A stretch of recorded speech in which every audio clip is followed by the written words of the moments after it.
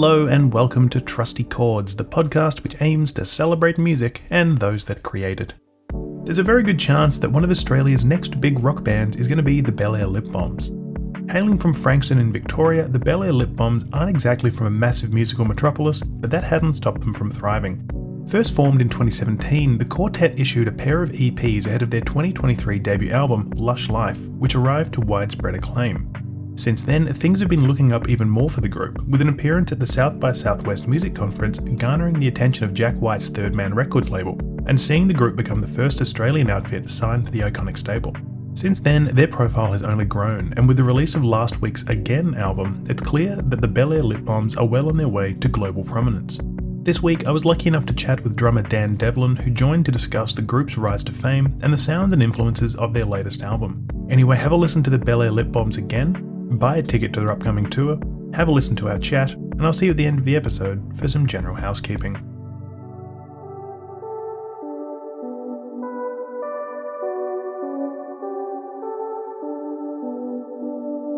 Devlin, thank you very much for joining this episode of the Trusty Chords podcast. No worries. Thanks for having me, Tyler. So for those who might not recognise your name, could you give me a quick few words on who you are and why we're chatting today? Sure. I'm Dev. I'm the drummer in Lip Bombs. We're just chatting today about our new record, Again, which is coming out on Friday this week, which is exciting. Nice and succinct. I love that. So what I love to do at the start of these podcasts is actually go back in time to where a love of music first formed. So obviously we're chatting about the album, but obviously to get to that album, we've got a big musical journey. So I'm going to go right back to the start and ask, do you have a recollection of your earliest memory of when music first resonated with you? Yeah, I mean, it probably would have been in the car with my mum or my dad growing up. It's funny, actually, I'm just going to see Oasis this weekend in Melbourne. And one of my earliest memories is listening to that What's the Story Morning Glory record in the car with my dad when I was younger. Lots of music with my mum. It's those memories where you hear a song that you heard in the car as a kid and you're like, wow. Like, I remember hearing that when I was driving to get a haircut or, driving to school when I was tiny. Artists like Van Morrison, my mum loves. My family's from Northern Ireland, so lots of different Irish music growing up that still has a big influence and impact on me. Those are two big ones, like Van Morrison and Oasis, and I don't know, Echo and the Bunnymen's my dad's favorite band. So lots of that sort of 80s post-punk stuff. Listened to lots of that growing up. So that was very formative for me when I started playing the drums. Lots of that 80s kind of stuff. Right. And I mean, I'm also going to be one of the many thousands at the Oasis gigs this weekend. And personally, I've always felt as though Oasis do make great music for soundtracking a trip to get a haircut. So yeah, you're totally right. I agree with your memories there. So I guess for you, hearing all these sort of bands when you're growing up and everything, and obviously, you're a drummer and everything. So what was it that sort of made you say, hey, I love this music thing. I want to actually get into playing some music myself? Well, I mean, my dad was a drummer as well. I probably should have mentioned that. So he was, he stopped drumming a long time ago, but he bought me my first drum kit when I was 11 or 12. I was quite young. So I started just kind of drumming for fun, and I'm self-taught. Lots of that. And then just became friends with people at school who were also into music, who luckily, I'm still really close friends with and still make music with. And, it's amazing. And, but formative bands, I guess a lot of the indie stuff in the late 2000s, early 2010s was sort of the first stuff that I was learning to drum, like Arctic Monkeys and things like that. Vampire Weekend, pirating music for the first time. And then now, as I can see, you've got a great collection of CDs there, but oh yes, I definitely buy my music now. But yeah, as a kid getting into music, I was learning how to drum through listening to those records. Yeah, right. So I mean, I could also only imagine that anyone who's sort of listening to early like Vampire Weekend and learning to drum, suddenly they're going to be doing a whole lot of African influence drumming in there because they were Yeah, definitely sort of widening their horizons a little bit, weren't they? yeah, totally. And I think like just growing up in the internet age, like your influences are so melted together. Like I listened to so much different music growing up that I can't really pinpoint what was the most influential, but I mean, that's kind of the dream in a way. Like you're not bound by, I wasn't bound by my dad's, record collection. I could kind of just discover anything. Yeah.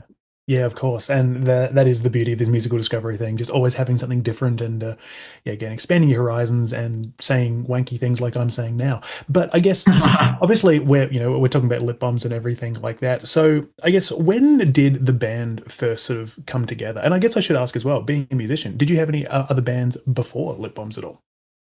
Yeah, I mean, me and Mike have played in bands together, and yeah, like we've all played in we've like I think all of us have played in different bands. Maybe Jimmy. Oh no, Jimmy did growing up. He played in some bands.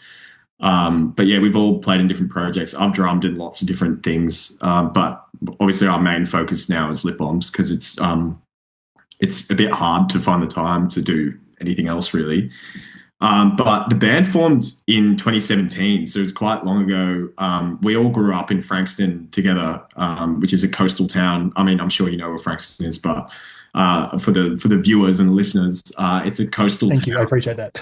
It's a coastal town, probably an hour outside of Melbourne, and it's sort of like any coastal town. It's hard to find creative outlets, and most people end up moving to Melbourne if they're into music or art or whatever it is, just to have that outlet. But I think Frankston's great because it does have some thriving venues still, and there are opportunities for young bands to come through. So for Lip Bombs, there was a great little scene in Frankston that popped off early on, and with lots of bands, lots of different genres.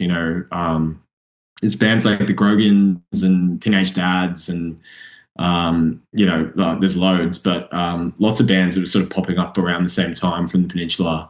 And while like a lot of people move to Melbourne, a lot of us have moved to Melbourne and for uni or for work or just to focus on music more. It's great that Frankston kind of still has that flair, has venues that bands can play in. Well, that was actually something I was going to ask because I mean, yeah, obviously being from Frankston, that's not exactly spitting distance of Melbourne. So there Yeah. is, a little bit of traveling to go if you sort of want to be playing in those like, inner city venues and everything. I mean, personally, I've only been to Frankston, I think 2 or 3 times for gigs. Now a little bit more frequently now that my sister-in-law lives there. But I guess, what were those sort of early days like in terms of opportunities? Was it a case of sort of being like, hey, we actually got a nice, small, thriving community here? Or is it a case of, what, if you want to make it a bit bigger, need to go 50k over to Melbourne or whatever, however far it is. I'm not too sure. I'm from Adelaide originally, so my my geography is not the best.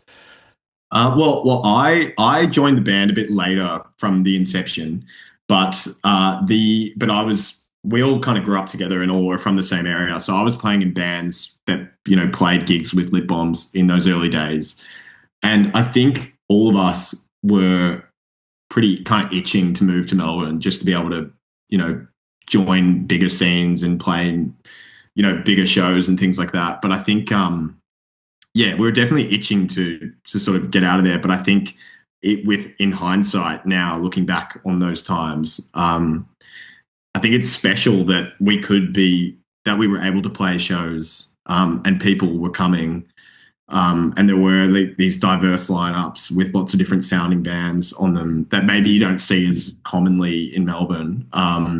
That they were being put on, and they still are being put on in Frankston, which is great for young emerging bands. And I think in the city that can kind of get a little bit lost because I guess bands tend to play on lineups with very similar sort of genres, bands of similar genres.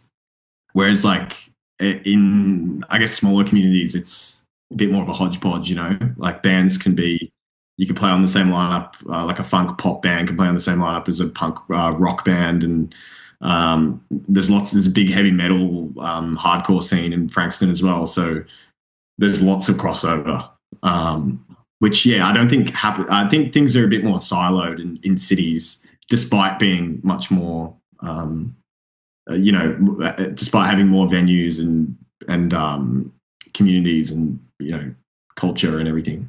Yeah, no, I completely understand where you're coming from because I mean, Yeah, because I mentioned before, I'm originally from Adelaide. I grew up about 40k north of Adelaide. Similar sort of thing. You know, if you're not in the city, then it's just sort of like, well, we need to get a lineup together. Let's get the 5 bands who are available this weekend, and it's so many different disparate genres, but it all works in the yeah, end. And I guess, along the way of this journey, we obviously get to you guys start releasing albums. And my first album was in 2023. So I guess, what was that journey like for you guys to actually get to a point where you're like, you know what, full length album? This is sort of like the big emblematic part of our journey, and we're sharing it with the world. Like that must have been quite a, I guess, cathartic, enjoyable experience for you guys. I would assume so, from yeah. not putting words in your mouth. No, no, not at all. I think like with Lush Life, it's great that there is it got kind of a second life through Third Man re-releasing it. So I think the original release was maybe a little bit understated, and it sort of grew legs a bit more once it was re-released through Third Man. But I think with any band, you have your whole life to write your first record, so it's sort of uh, the journey to it is probably a bit it can be like a rocky one, or fun, and there's not a lot of pressure. There's no pressure on your first record, so I think that's why they're often really good. I think like because it just you can you just have more time. You have your whole life to work on it. So I think that's probably one thing. The journey is like discovery. Like you can work on EPs and try trial things and try different sounds and everything. But the record is often a culmination of all that trial and error. Yeah. Well, I sort of like how you mentioned, you got your whole life to make the first album, and then like, it's what, like 2 years to make the next one or something like that. That's usually how it sort of goes. But then again, there are so many great albums where it's like the second one is where the band are really, coming into their prime and sort of showing how well they work under pressure. That's not to say that the first album sucks as compared to this second one that you guys are now putting out, but it is a brilliant record. I was listening to it today, actually. It's absolutely stunning. So I guess. Oh, thank you so much. Oh, of course. It is. I mean, it's a brilliant record. But I really feel like I should sort of ask, what was the process like for this one? Was there a plan to sort of be like, okay, let's improve upon what came before? Or is it a case of, let's continue to show our musical strengths, continue to have a bit of a snapshot of who we are as a band? Yeah, I think we obviously had less time, like you said, to work on it, but we also had more time in the studio than I think the band has had previously with recording. So we had more time to workshop the songs in that sense, and we spent more time working on the sonics, and we could indulge a bit more with guitar tones and snare sounds, and really get into the weeds of how the record was sounding. And I think there was no like one particular influence on this record, but I think for each track we had very particular sort of references, and we sort of knew what we were going for. But like while we were in the middle of making it, we weren't really sure like what sort of album we were making, or if we were like, I don't like, we might have been like, I don't know if this is like a lush lifey, or which I think is a good thing, because we were like, I don't think the band wanted to make a sequel to that album, but we definitely wanted it to sound like a Lip Bombs record, if that makes sense. But I think naturally the sound changes because we just are constantly influenced and listening to different music and inspired by our friends' music, or it's a constantly changing thing. We're all like really into we're all like big music listeners, so I think that all kind of seeps into the soup. you know. Yeah, of course. Was there anything in particular that you guys were sort of listening to around the creation of this record? Not that, anything you're listening to is directly inspiring it, but was there anything sort of, bumping away in the stereo? Yeah, definitely. I think, well, Maisie was saying the other day that she kind of forgot about this, but there was, lots of that kind of sort of like indie country stuff that's sort of getting popular in America, like, like MJ Lenderman and Waxahachie, and, those albums last year that they both put out, we were listening to a lot when we were writing the record. And I don't think it sounds like that, but I think there's definitely some influence there for sure. And I think, you know, bands, I think we're very inspired by like bands that were big, like big indie bands from the mid 2000s that, that you would hear on the radio, like Kings of Leon or The Killers or stuff like that, that is like really, they're really great songs, great songwriting and really great production. And, they were in the charts, I think we were kind of inspired by that. Especially on a song like Hey You, where we really leaned into making it like a polished kind of pop song, just to see if we could do something like that. So yeah, there was lots of different influences, but the thing is, like, me and Mike and Jimmy and Maisie all listen to completely different music. So I think that's kind of what makes the band work. I think we all bring in different things, and so it doesn't end up kind of, well, I don't know, it might sound like derivative, but we try to, I think that helps with avoiding that, Of course. Yeah. Well, I mean, ripping something off or whatever. I understand completely. I mean, in the band that I play in, we're all very much ripping off '90s grunge all the time. However, I think I'm the only one listening to the likes of MJ Lenderman or Waxahachie, and I'm the one trying to bring in that sparseness, that lushness, or something into the mix, which I guess is the sort of thing you can hear a lot in this new record from you guys. In that there is like a real sense of space at times. There is a sense of lushness, which is ironic considering it's not called Lush Life too. Um, but Oh, really? Yeah. yeah. But I guess one question I always love to ask folks who are releasing, new records is, what does this album say about who the Lip Bombs are in 2025? That's a good question. I think like we're sort of like growing up with the band, like we're all in our mid 20s now and mid to late 20s.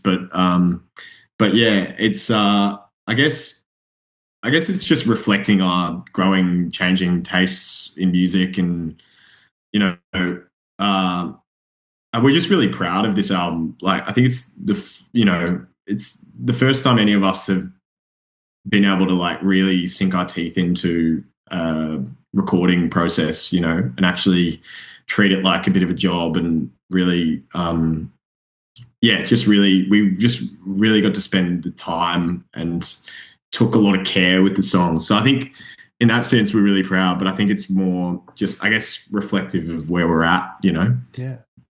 And of course, I would also be remiss not to mention the fact that, this album, like you obviously mentioned Third Man before, and, Mhm. you guys have become the first Australian act on the Third Man, like, roster. I mean, that's bloody huge. I mean, how did something like this come about? Because I feel like that's the dream for so many artists who love that sort of era of music and just like, labels that care about the music they're putting out.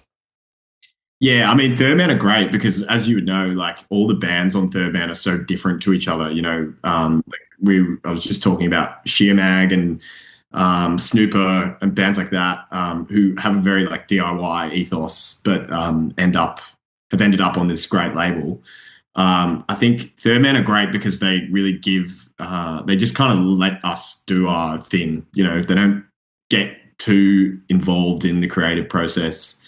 Um, they know what their strengths are, like they know how to market a record and they know how to pick talent. And I think we just feel very humbled and lucky to be the first Australian band on the label. But yeah, it sort of came about. Sorry, that was a roundabout answer. It sort of came about. This whole podcast is roundabout answers. Yeah, we met Camille and Molly in at South by Southwest in Austin. And I don't think we were really on their radar originally, but sort of met them there. And then we did a tour of Europe and the UK playing the Great Escape Festival last year. and they came to a lot of the shows, and just like from the start, we knew that they were really, really like big fans of Lush Life, and they just seemed like, and they such lovely people, a great crew, and because on the surface we were like, I guess you see the label head, the figure, Mr. White, and you're like, wow, is he actually running the show? And I think, he obviously has so much input in like the aesthetic and what the label is and everything. But there's so many amazing people that work at Third Man all across the world, that we've been lucky to meet. And I'm sure we still have some to meet, but yeah, like so many amazing people who are really passionate about music. And I think that's all you really need, like as long as, I feel like you can't really work in the music industry if you're not passionate about it, and I think there are probably some labels there are probably some label heads that have lost the passion, but that's definitely not the case for Third Man. Yeah, I mean, I've been lucky enough to chat to two of the three founders of Third Man, including Mr. White himself, and Oh, right. that's the one sort of thing that you just take away. You just sort of like, there is so much passion here, and you can tell that it's not just a label that is sort of there to be making. I mean, obviously, labels want to make money and everything, but it's not a cash grab. It's there to actually foster creativity, to put out amazing work, and actually just further the continuation of music and creativity, basically. And I'm starting to feel like I'm writing a press release for Third Man. But I guess before we get onto the final section of the podcast, I should also actually just mention the live aspect of you guys, because I've been lucky enough to catch you guys only a couple of times, but every time it's been bloody brilliant. So I guess when it comes to live shows, what is sort of, I guess, the goal for you guys? Is it just to sort of be going out there and absolutely, melting some faces, or is it just to sort of be like, you know what, we're all here to have a good time? What is the general vibe for you guys? Well, I think Lip Bombs have always been a band that like write in a room together and on the floor, and so it's quite easy for us to translate what we're writing live. But I think that's sort of changing a little bit. Like, there's a few songs from the new record that we are sort of like interpolating a little bit live from the recording, which has been really fun and different. But I think we just want the live shows to be like, energetic and fun. And but I think now maybe because we have more material to play, we want to make it dynamic and, have some ebbs and flows with some of the slower tracks on the new record and mid-tempo-y stuff.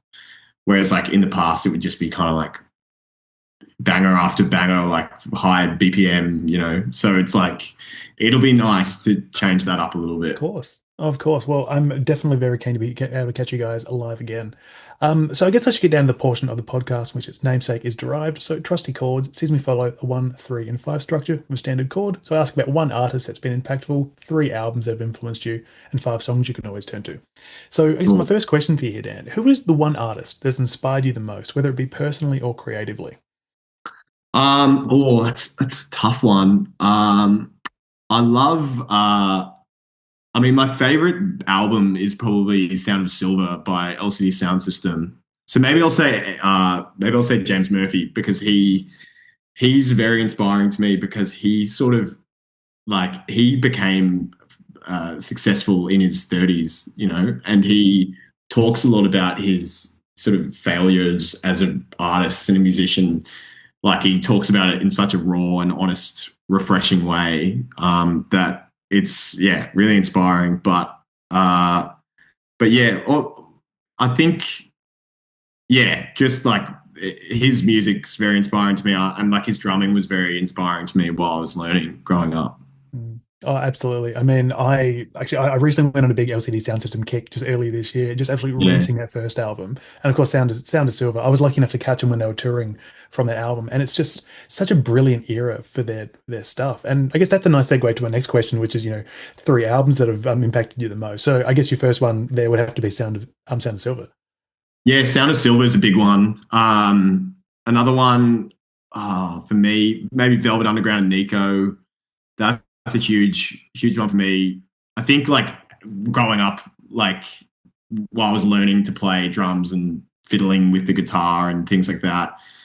Um, Hearing really simple songs like that with beautiful melodies and great, like, just they're just timeless songs. That's very inspiring because it makes you feel like you can do it yourself, and like I didn't grow up listening to, my parents didn't listen to a lot of the Beatles or artists like that, like the Beach Boys, who are similar era, but more maybe like proficient at their instruments and more things, just more generally, I guess, regarded. But definitely, definitely listened to a lot of Velvet Underground growing up, and I think that kind of influenced a lot of the music I ended up really liking as I got older. That kind of like DIY ethos with lots of great melodies and hooks and that raw kind of rock sound. So yeah, that's one for I was going to sure. say that's definitely something that the Velvet Underground have in terms of like percussion as well. Because Mo Tucker was such a great drummer, but she was so simplistic in what she did, and she made it really work in her own way, which was brilliant. Totally, yeah. And I'll give you a third. I'm just trying to think of one. There's so many. Uh, okay, I'm gonna say. I'm gonna say. Uh, well, my favorite songwriter is probably Elliott Smith. But I can't pick a record because I love all of his albums. And he hasn't really influenced me musically. I just love his music and I love his songwriting. So it's maybe a boring answer, but I'll say uh, I'm not gonna say an album. I'll say a compilation album. Let me. I love New Moon. I'll say that. Yeah, wonderful. Because that era of Elliott Smith is my favorite, I think, where they're all kind of recordings and demos from like the mid 1990s, where it was mainly very acoustic focused. I There's some love all amazing that. stuff on that record as well. It's a great place to start with if you sort of come into it a bit. Yeah, for sure. Yeah, love it. I guess my last question is I'd love to know the five songs you could always turn to, whether it be for comfort, for excitement, anything at all, your five trusty songs. Five trusty songs. Okay. I'm going to say Debaser by the Pixies, Oh, yeah. who we were very lucky to support last year, which was a dream come true for us. And they played pretty much all of Doolittle when we played with them, which was an absolute pleasure. Life So I affirming, love. isn't it? The Chain, Fleetwood Mac. That's another big one, and that was Fleetwood Mac are one of my mum's favorite bands. So that was one that I've listened to pretty much my whole life. That I love. Let's say The Killing Moon, Echo and the Bunnymen. That's a song. That's one of my dad's favorite songs, and yeah, he loved. Yeah, he listened to them so much growing up while I was growing up in the car that those songs are just like ingrained in my brain forever. There's also something so very special about that opening sort of the opening notes of the Killing Moon as well. Just how it's like slightly discordant, but slightly creepy in a really weird, inviting sort of way. Yeah, totally. Yeah, it's such a dark, moody song. I love songs like that. What else will I say? Revolution 909, Daft Punk. That's one of my favorite house songs. I wish I mean, they're one of my favorite bands ever, but I wish that they made more songs like that because it's just they really, really know how to write a good house track. But I mean, they know how to write a lot of good tracks, obviously. But I love that style, and I always listen to that song. It's like constantly stuck in my head. So I'll say that. Uh, let's say "This Is the Day." The Oh yes. That's a beautiful song. I spoke to our driver Harrison, who while we were in America, he was driving us around. He's from Salt Lake City. Shout out to Harrison. He We played this song in the van together, and he said that I wish I wrote the lyrics to this song. And then after that, I really read the lyrics, and I'm like, wow, I wish I wrote the lyrics to this song because it's so good. It's a stunning song, isn't it? So Yes, good. it's a beautiful song. And last song, "Clocks" by Coldplay. Oh, of course. You can't go past the likes of Clocks. Beautiful song. Absolutely. Well, look, those are some absolutely truly amazing choices, mate. So I feel this is where I need to say, Dan Devlin, I want to say thank you so very much for your time today, for being part of the Trusty Chords podcast. No worries, Tyler. Thank you so much for having me. Appreciate it. Thank you for listening to Trusty Chords. If you listened to this episode and enjoyed it, I'd really appreciate it if you were able to take a few moments to like, follow, share, review, all that fun stuff, this podcast on your preferred platform of choice. As always, there's no obligation, but I'm forever grateful if you do. As always, I'm over on Instagram and Facebook at Trusty Chords Podcast, all one word. And I've also got a blog on my website, which is tylerjenke.com, that's tylerjenke/Trusty Chords Podcast, all one word. That's where you can find a list of all the songs chosen by my guests each week, along with a playlist of all the songs chosen thus far. You can also find a link to the Buy Me a Coffee platform too, where you can throw me a few dollars to keep this podcast running, if you feel so inclined. I also need to thank Dan Devlin for spending his time with me this week for the podcast, and to Melody and Maya from 23 for helping to organise the chat too. But once again, thank you kindly for listening, and I hope to see you all again next week as I continue to celebrate music and those that create it.